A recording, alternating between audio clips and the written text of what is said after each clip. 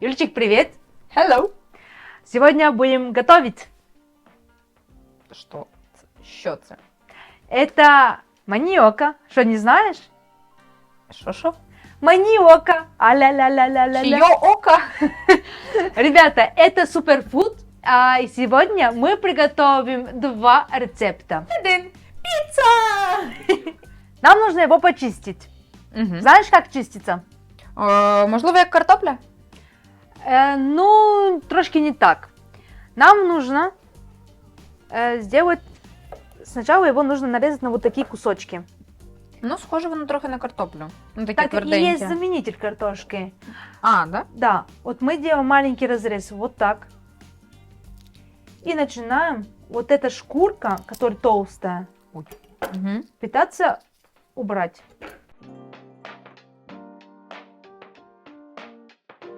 И вот как у нас получается вот такой кругляшок. Круглыш. И потом нам нужно вот так разрезать на 4 части. А можна спробувати? Можно, но я думаю, тебе это не понравится. Крохмалю тут достатньо. Итак, наша а-ля картошка уже сваренная. И замечаешь, какой у нее вид. То есть она вот на такие кусочки как бы ломается. Ну, она чуть по-другому, да? И сейчас нам нужно просто с помощью дна вот так вот спрессовывать.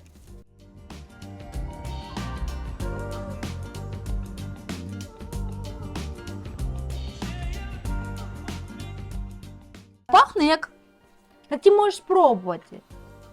Ну, типа, оно уже готовое, это не сырое, типа, ну. Что?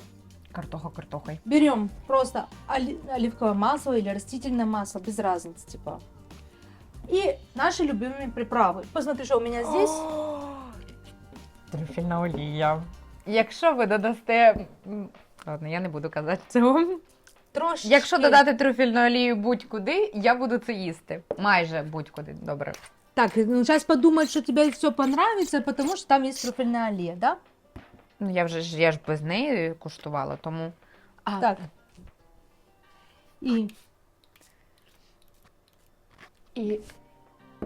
И это все запекаем в духовочке. Давай. Я справлюсь? Да. Я не А справлюсь. мы сделаем остальное, типа маниока, сделаем а-ля пюре. Да? Ну, сначала нужно его вообще включить. Ну, Хозяюшка! для начала нам нужно это включить.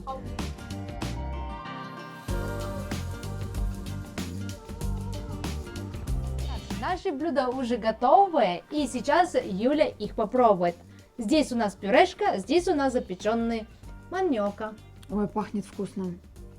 Даже Но не там помню. же трюфель есть. Не, пахнет именно... Саме ця штука пахне так.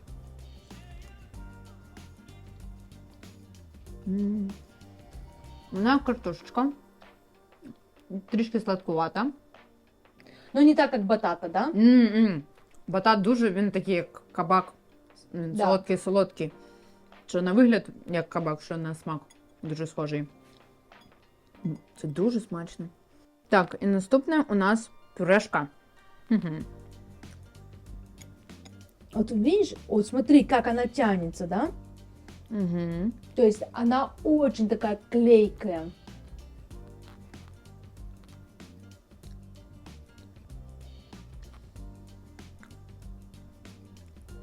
В запеченому вигляді мені сподобалось більше. Да? Ну, типу, консистенція пюрешки божественна, але На смак.